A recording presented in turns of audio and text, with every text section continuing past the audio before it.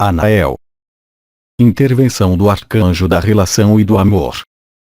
Busquem o reino dos céus que está em vocês, pois, quando vocês se estabelecerem em vocês mesmos e na sua essência, naquele momento, tudo que é ilusão desaparece por si. Questão: a qual pilar pertence a Aldebaran? Bem-amada, os pilares de que você fala são os pilares correspondentes ao que existe na cabeça, correspondendo ao centramento de suas 4 linhagens. Os pilares são, portanto, as linhagens. Aldebaran não é um pilar. Aldebaran é uma origem estelar, o que não é, realmente, a mesma coisa. Não há um pertencimento preciso, embora alguns sistemas solares estejam conectados, de maneira preferencial, com um dos pilares. Os pilares que os constituem, correspondentes às suas 4 linhagens, correspondentes à sua filiação, em espírito, em verdade, por vezes, segundo a carne, nada tem a ver com a origem estelar. Assim, é perfeitamente possível ter um pilar em ressonância com o ar e com Altair e sua origem estelar ser Aldebaran, estrela gigante da constelação de Touro. Não há, portanto, sobreposição entre as linhagens e as origens. Questão: poderíamos falar de Vênus? Bem-amada, cada planeta deste sistema solar não é, necessariamente, procedente de dito sistema solar. De fato, a rotação e a característica gravitacional de Vênus, tal como vocês o veem, já não é a verdade do que é Vênus. Não se esqueçam de que vocês estão em um sistema falsificado e que o que veem com seus olhos não corresponde, necessariamente, à realidade vibratória. Assim, no que concerne a Vênus, do nosso ponto de vista, o que vocês chamam de planetas são, para nós, embarcações. E eles o são, em verdade.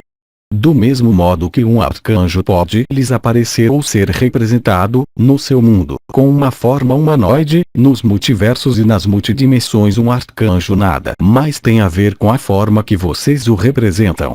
Do mesmo modo, o que vocês percebem e captam de Vênus, seja pelas leis físicas ou por sua visão, estritamente nada tem a ver com a realidade multidimensional de Vênus.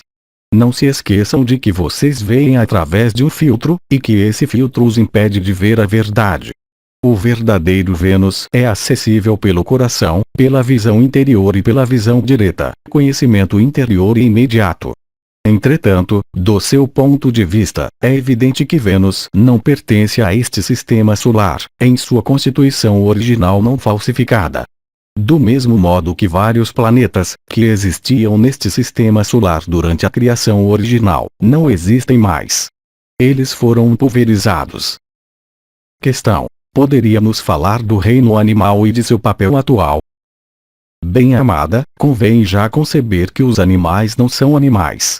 Trata-se de uma paródia que os arcontes, em sua linguagem, burlaram. E vocês chamam a isso de animais. Mas, dentro da forma que eles lhes deram a ver, assim então, o que vocês chamam de golfinho não é um golfinho. É um ser multidimensional.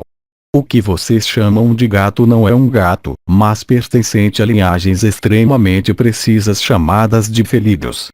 Do mesmo modo, um leão, que vocês chamam de rei dos animais, nas outras dimensões estritamente nada tem a ver. Trata-se, de fato, de algumas linhagens arcturianas. Não há correspondência. Os animais têm um papel. Eles são seus acompanhantes nesta ilusão. Eles foram, alguns, criados de modo irônico por algumas entidades que não queriam necessariamente o bem de vocês. Assim, portanto, quando lhes é solicitado para não julgar, isso não concerne unicamente aos humanos, mas, também, obviamente, aos animais que estritamente nada têm a ver, nos mundos unificados, com o que vocês percebem. Assim, portanto, será necessário que se habituem, em certo momento, a ver andar diante de vocês os leões, os felinos ou mesmo os golfinhos. Assim, aqueles a que vocês chamam de animais, como dizer, são apenas uma paródia do que eles são nos universos multidimensionais. Há, portanto, realmente, nesse nível, uma magistral ilusão que os faz dizer que os animais são animais.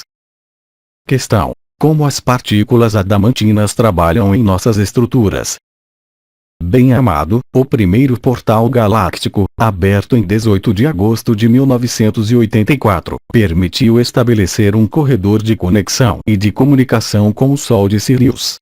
Em seguida, e de maneira muito mais recente, estabeleceu-se certo número de conexões com os sistemas solares e os sóis muito afastados, permitindo emitir, em meio a esse sistema solar, as partículas adamantinas ou irradiação do ultravioleta, ou, ainda, partículas da fonte ou do Espírito Santo, que são apenas especificidades, em definitivo, das referidas partículas adamantinas. Elas então se derramam por ondas sucessivas e pela densidade cada vez mais importante e pela irradiação cada vez mais presente. Eu recordo que Maria anunciou que a onda galáctica tocou os confins desse sistema solar em 07 de setembro do seu ano, dando-lhes acesso, sempre, a um número de partículas adamantinas cada vez maior, estabelecendo-se em suas estruturas. Então, qual é o papel das partículas adamantinas? Obviamente, nesse mundo falsificado, vocês chamam de luz, fótons, caracterizada por uma onda, por um corpúsculo e por certo número de características. A luz, que vocês chamam de luz, não é a luz.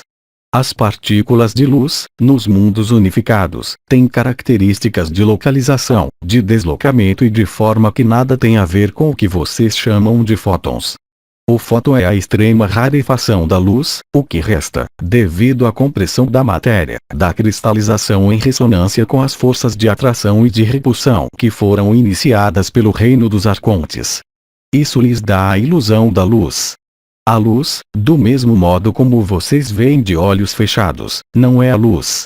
A luz é, antes de tudo, assim como nós o dissemos, vibração, unidade, estado de ser e verdade.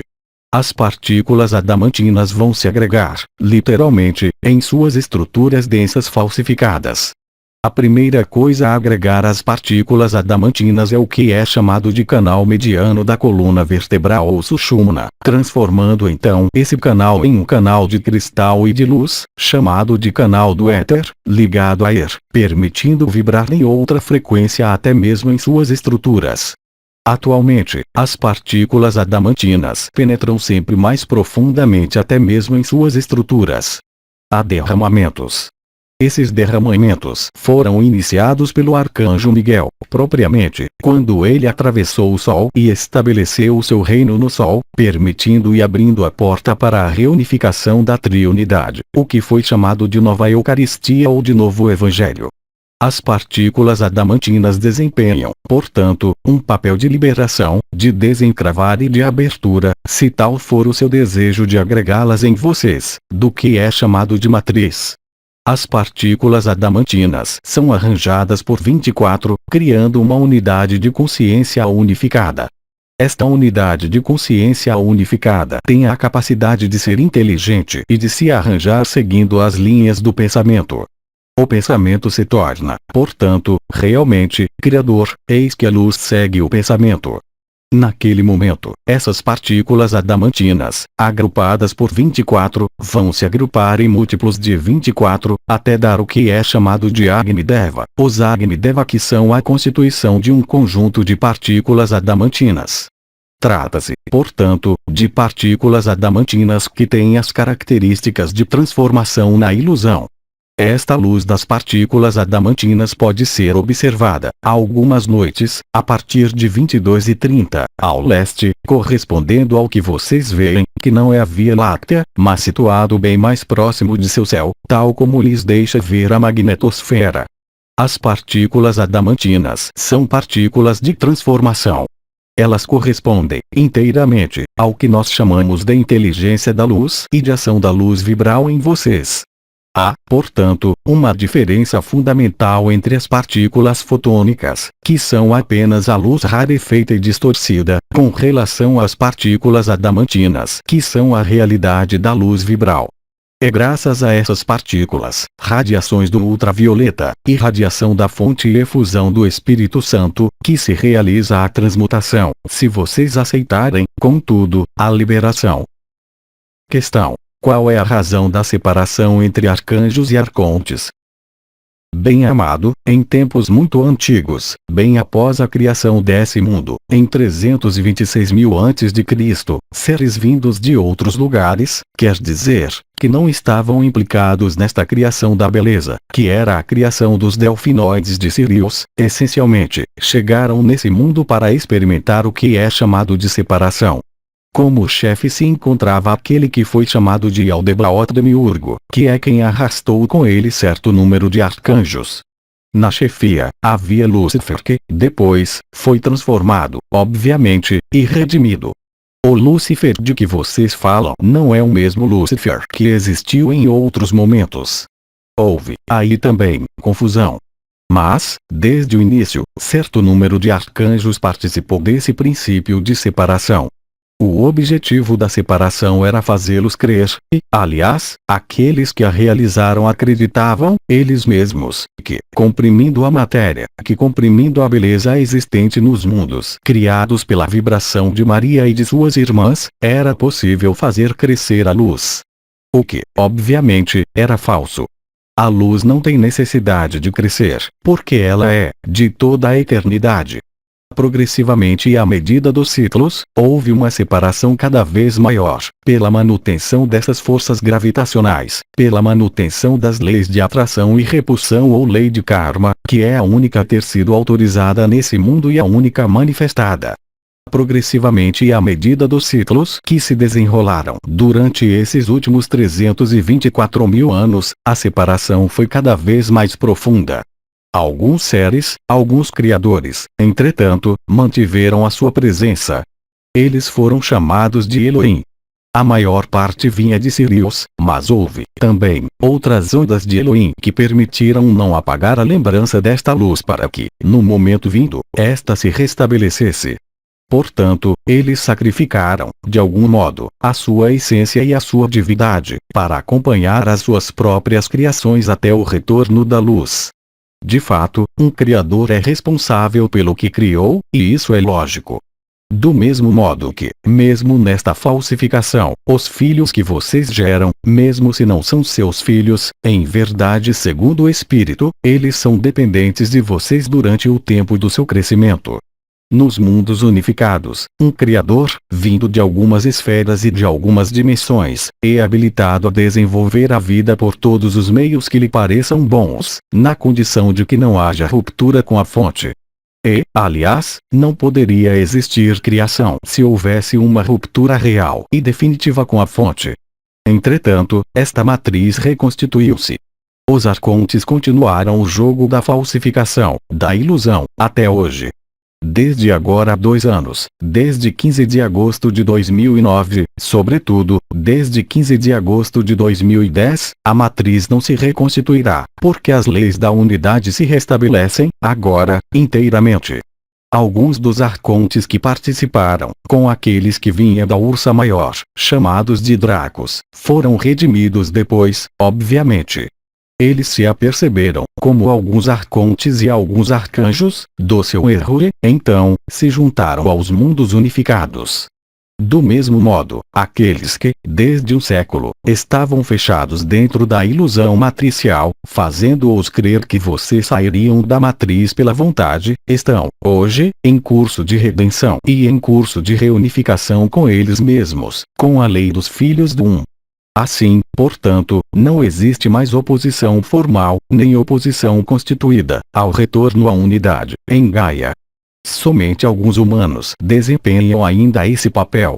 Mas nós esperamos que, com a potência do seu trabalho de unificação, com a unificação da sua própria unidade, com todas as outras unidades presentes e despertadas nesse mundo, nós poderemos, muito em breve, juntar aqueles que ainda não aceitaram a unidade. Isso é uma questão, em seu mundo temporal, talvez de dias, talvez de semanas, talvez de meses. Mas nós temos ainda tempo de restabelecer, inteiramente, a unidade, sem ranger de dentes e sem sofrimento. Isso depende de vocês, e não mais de nós. E somente de vocês e de Gaia, é claro. Questão: nesta nova realidade, o que vai se tornar Shambhala? Bem-amado, é tempo, agora, de lhe desvendar a verdade, mesmo se ela possa feri-lo e chocá-lo. Os mestres de Shambhala, ou mestres ascensionados, são seres que realizaram uma etapa do Samadhi e do despertar, em verdade, e que, a um dado momento, creram terem chegado à liberação.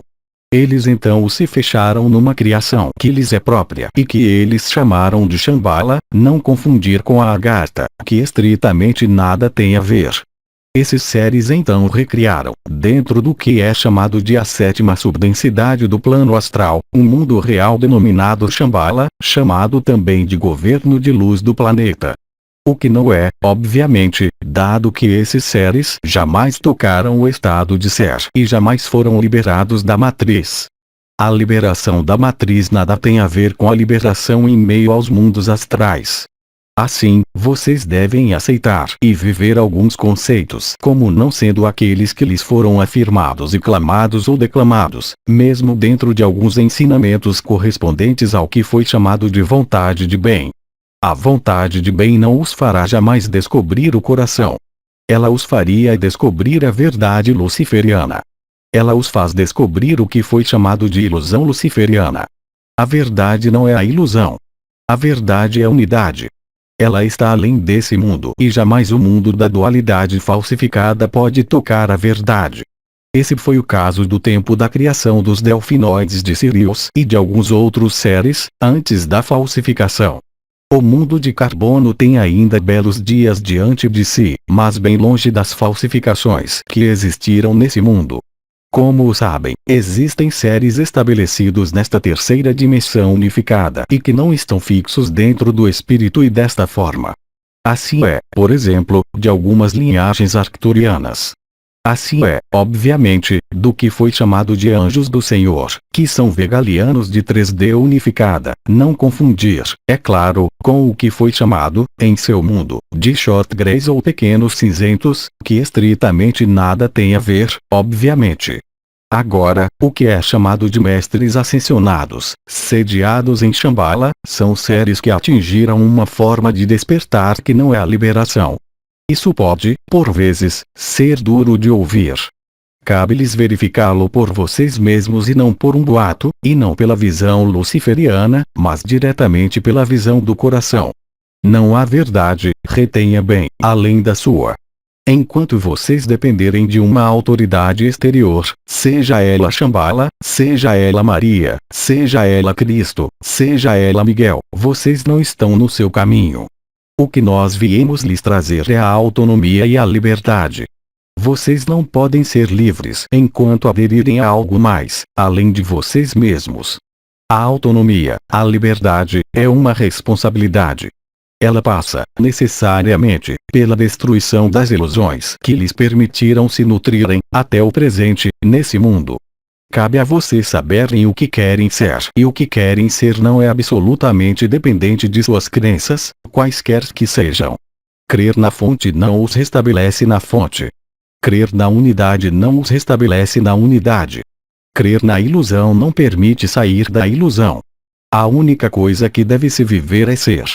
E ser é vibração da consciência atualizada, no coração, conferido o retorno à unidade, em verdade, e não em pensamento. O que não é, reconheçam, a mesma coisa. Assim, portanto, em meus propósitos, não é questão de dizer, isso não é a luz, isso é a luz. Porque, em última instância, todos vocês são luz e tudo o que existiu na ilusão, finalmente e em última análise, lhes terá permitido, se tal for o seu desejo e a sua vibração, reencontrar a sua essência e a sua unidade. Não há, portanto, que se depreciar. Não há, portanto, assim como foi dito, que julgar, nem fazer julgamento. Há que se estabelecer em si mesmo. Busquem o reino dos céus que está em vocês porque, quando vocês se estabelecerem em vocês mesmos e na sua essência, naquele momento, tudo que é ilusão desaparece por si. Não há mais necessidade, naquele momento, de denunciar. Não há mais necessidade, naquele momento, de expressar qualquer desacordo porque, quando você está na vibração da sua unidade, tudo está bem e tudo está perfeito. O que vocês realizaram, uns e outros, aqui presentes como em outros lugares ao redor desse mundo, através das efusões micaélicas e que se concretizou e definitivamente se encerrou em 29 de setembro deste ano, foi reativar as redes cristalinas unitárias, a fim de restituir esse mundo à sua unidade e permitir a Gaia viver sua translação dimensional. O resto, todo o resto, não tem mais qualquer importância. Sejam felizes. Sejam verdadeiros. Sejam íntegros. Estejam em sua ética. Estejam em sua verdade, porque não há verdade além da sua. Não há unidade além da sua. Todo o resto é apenas um olhar do ao exterior. Você não tem que seguir ninguém. Você não tem que seguir qualquer mestre. Você tem que seguir apenas você mesmo, a fim de se encontrar si mesmo. Enquanto você não tiver aceitado isso, você projetará sua realização num mestre exterior ou num conselho exterior. Não creia no que nós dizemos. Viva-o. Questão: a era de Aquário ainda é uma realidade? Bem-amado, as eras são uma realidade, dado que vocês estão inscritos num ciclo. A passagem da era na qual vocês estão, para a nova era, corresponde ao verter de água. Esse verter de água é o símbolo da água benta, a água do alto ou água do batismo, substituindo a matriz da terra pela matriz da água e permitindo reencontrar o fogo. Obviamente que isso tem um sentido porque, nas outras dimensões unificadas, vocês percorrem, lá também, ciclos, mas de maneira totalmente diferente do que existe na matriz. Os ciclos são uma realidade, inscrita no sentido biofísico e astrofísico que vocês vivem.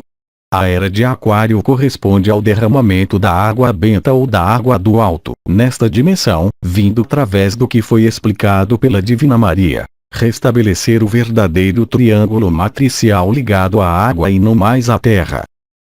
Questão: eu recebo mensagens em canalização. Quais conselhos você me daria? Bem-amada, o processo de canalização, assim denominado em seu mundo, pode tomar diferentes formas. O que é importante a compreender e viver é que esse contato transdimensional deve se situar dentro da verdade do que você vive em suas estruturas. Assim, portanto, da qualidade do que é denominado seu canal, da qualidade do que é denominado sua própria vibração existente nos chakras superiores e, sobretudo, no chakra do coração, dependerá a verdade do que é transmitido. Sabendo que a canalização, no sentido em que vocês a denominam, é um processo que, em todos os tempos, existiu. Assim, quando você telefona, você não disca um número ao acaso, e assim mesmo lhe é possível reconhecer a pessoa que está do outro lado do telefone. Do mesmo modo, qual é a melhor prova de que o que você recebe é uma comunicação procedente da luz e não do ego ou ainda de algo que seria da ordem da própria esfera matricial? A diferença é essencial. A partir do momento em que você penetra na verdade que é a sua verdade, ainda uma vez, naquele momento, o que é canalizado, além das palavras trocadas, é, antes de tudo, vibração, e esta vibração deve ser perceptível, tanto por quem recebe as palavras enunciadas, como por quem transmite o que é enunciado. Assim, uma canalização vinda das esferas da luz unitária vibral vai se traduzir por uma ativação de certo número de sinais bem presentes. Esses sinais são perfeitamente conhecidos. Eles correspondem à ativação do nada, ou canto da alma, percebido indistintamente em um ou outro ouvido.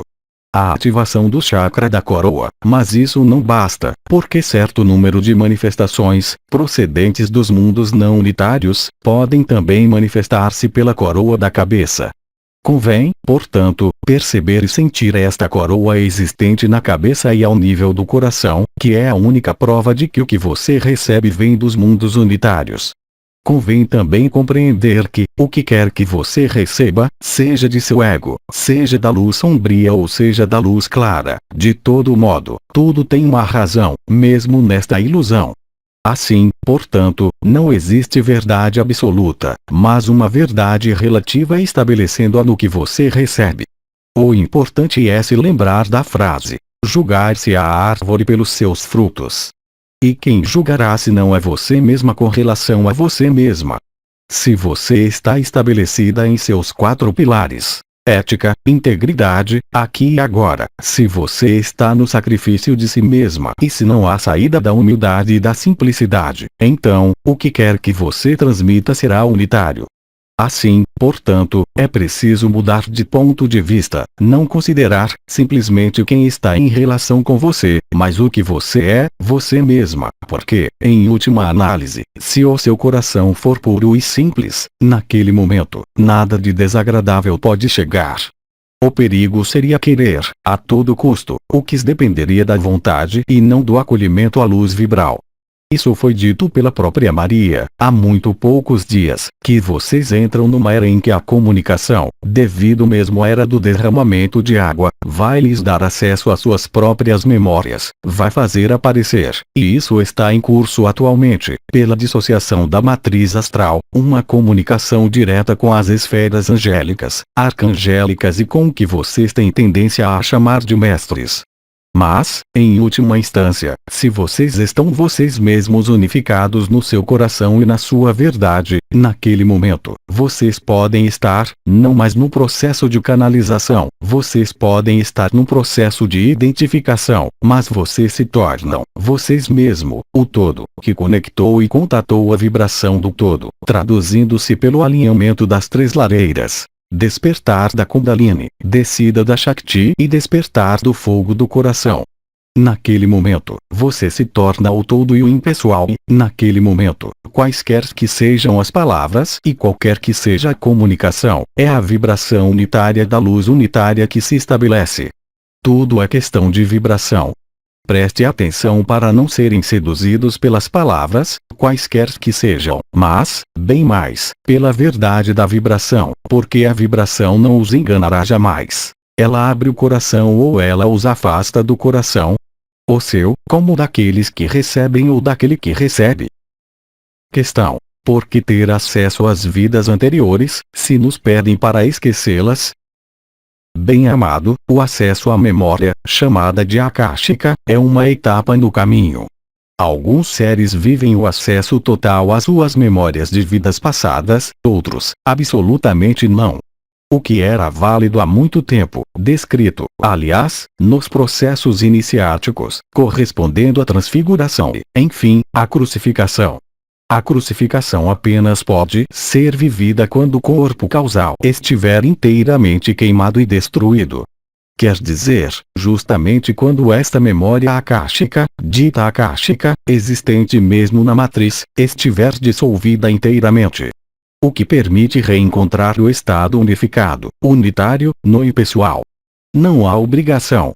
Há simplesmente uma passagem, por vezes obrigatória, por vezes não, que pode se reduzir a algumas visões fugazes, como a um conhecimento absoluto e total do conjunto das encarnações. Isso aparece a partir do momento em que não há identificação a esse passado, ainda uma vez, seja ele o mais prestigioso. Enquanto vocês estiverem identificados a um eixo linear de tempo, mesmo se vocês tiverem o conhecimento do conjunto dos mistérios do universo, lembrem-se do que dizia mesmo São Paulo, em meio à falsificação, vocês nada ganham, falassem-lhes, mesmo, a língua dos anjos. Sempre o mesmo princípio de finalidade que é o coração, e unicamente o coração. O conhecimento das vidas passadas pertence à matriz. Ele não é verdade, eis que as reencarnações são uma ilusão criada mesmo na matriz. Vocês não foram feitos para viver e morrer, contrariamente ao que lhes foi ensinado e ao que vocês aderiram. Vocês foram feitos para viver eternamente, na consciência de vocês mesmos, na luz. Assim, portanto, a um dado momento, penetrando as esferas do fogo do coração, as memórias kármicas, as memórias akáshicas são pulverizadas e destruídas, porque elas não têm mais qualquer sentido. É isso que corresponde a se estabelecer na liberdade, e não em suas lembranças. Se você estiver centrado no aqui e agora, a verdade se estabelece em você, a alegria se estabelece em você e você é identificado apenas nisso. O impessoal, a alegria, o samadhi. A única verdade está nesse nível. Enquanto você se projetar no exterior, seja através de um desejo, isso foi perfeitamente desenvolvido pelas tradições ditas orientais. Enquanto você se projetar com relação a uma existência passada, você não é mais você mesmo, porque não está mais no aqui e agora. Apenas colocando-se ao centro da cruz de redenção, entre o alfa e o ômega, o aqui e o agora, que você pode encontrar o coração da sua eternidade. Enquanto o mental estiver ativo, no mundo esotérico como no mundo esotérico, a verdade não pode atuar em você. Questão: porque, nesta ilusão, há cada vez mais sofrimento? Bem-amado, quem cria o sofrimento? O que é o sofrimento, senão uma resistência à luz? A doença, mesmo, é uma crença. Em um ponto de vista relativo, vocês se dizem que a doença resulta de certo número de desequilíbrios na alimentação, nos pensamentos, nas emoções, ou ainda de fatores que vocês chamariam, justamente, de kármicos. É importante compreender que isso está em nível de verdade relativa. O sofrimento existe apenas porque não há reconhecimento da unidade. Estabelecer-se na unidade, em verdade, a partir do momento em que você desperta sua coroa radiante do coração, a partir do momento em que você está alinhado em suas três lareiras, obviamente, qualquer que seja a infração existente, esta não se torna aparente à sua consciência e, até mesmo, desaparece inteiramente. Esse é o princípio mesmo da graça e das curas espontâneas existindo nesses momentos de unidade. O sofrimento é apenas o resultado, ao nível coletivo e humano, da resistência à luz e da oposição à luz, ligadas ao medo do desconhecido e ao medo, simplesmente, da mudança, porque isso está inscrito, de maneira genética, no seu cérebro, foi ali implantado pelas forças que falsificaram esse mundo. O sofrimento é também, em alguns casos, o que permite a luz, pela compressão extrema, descristalizar e se elevar para as esferas da unidade, da leveza e da alegria. Não pode haver sofrimento na unidade. A unidade é a revelação da alegria e vivência do fogo interior e do fogo do coração.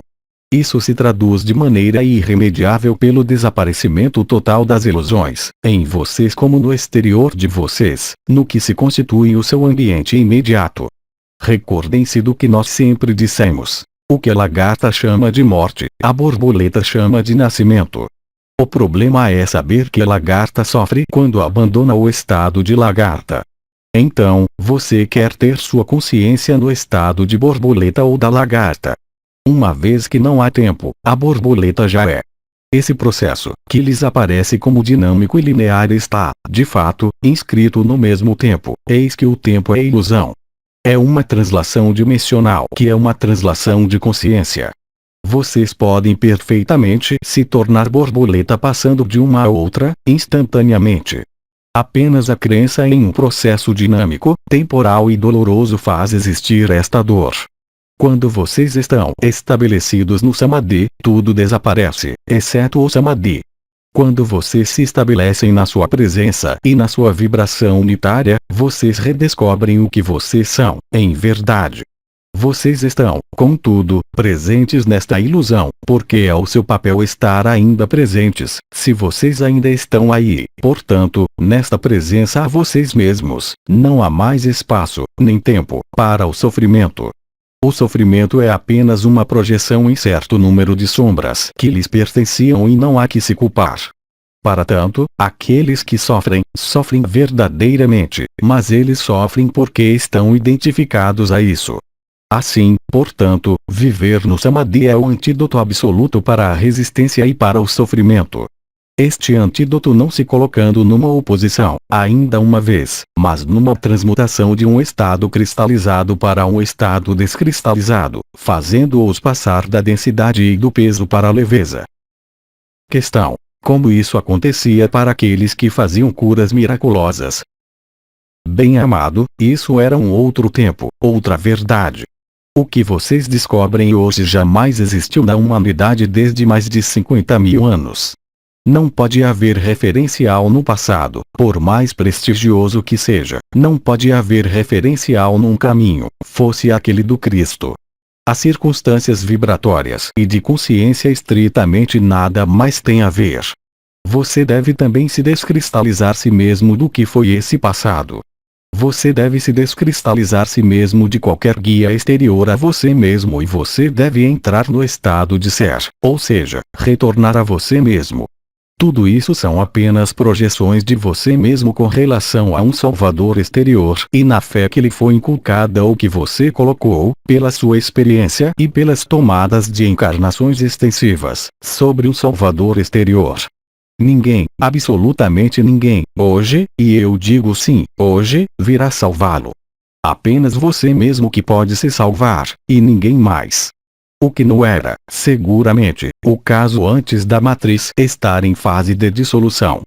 Felizmente, alguns seres, naquela época e em outras épocas, de algum modo, canalizaram o Cristo para outros.